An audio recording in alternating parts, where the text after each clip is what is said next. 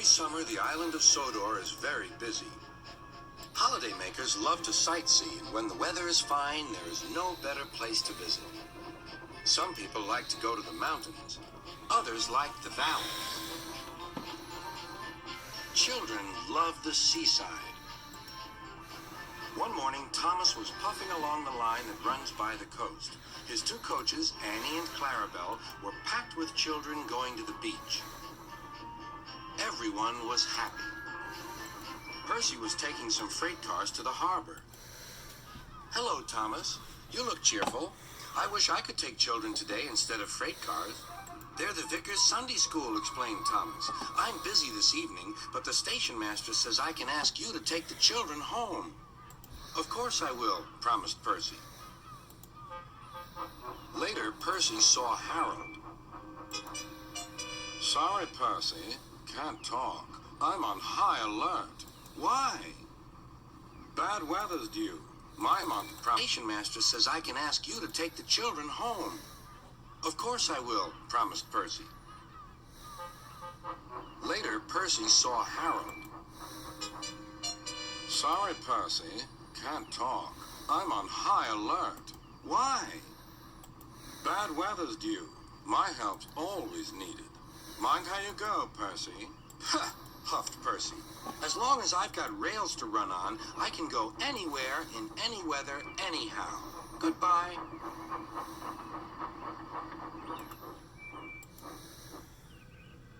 "Be careful," warned Edward. "There's a storm coming."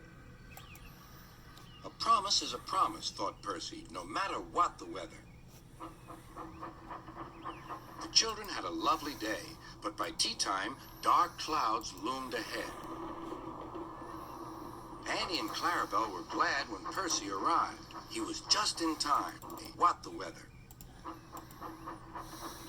The children had a lovely day, but by tea time, dark clouds loomed ahead. Annie and Clarabel were glad when Percy arrived. He was just in time. The rain streamed down Percy's boiler. Ugh! He shivered and thought of his nice dry shed. Clarabel were glad when it loomed ahead.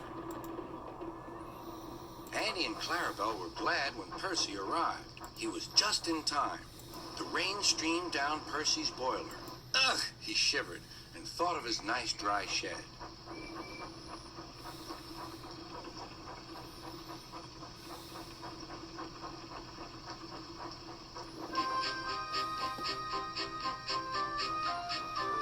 Percy struggled on past coastal villages and into the countryside. The river was rising fast.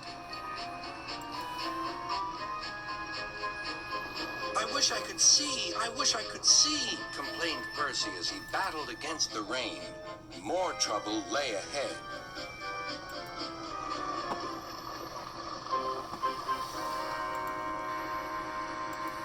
"Oh," hissed Percy, "the water is sloshing my fire."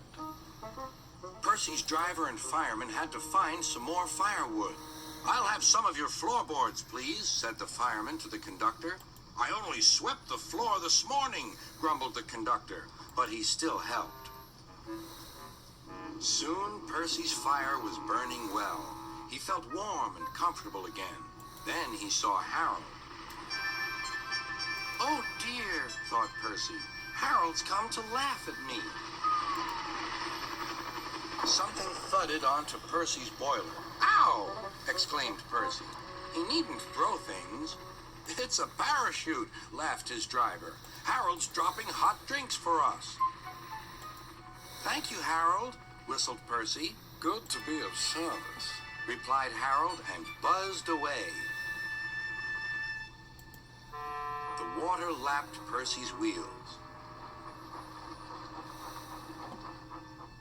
Percy was losing steam again, but he plunged bravely on.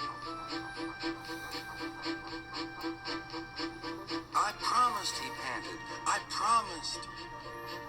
He made one more big effort, and at last, exhausted but triumphant, he brought the train home.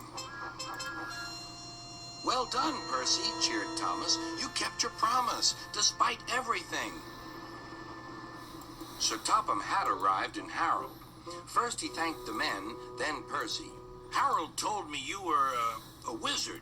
He said he can beat you at some things, but not at being a submarine. I don't know what you two get up to sometimes, but I do know that you're a really useful engine. Oh, sir, whispered Percy happily.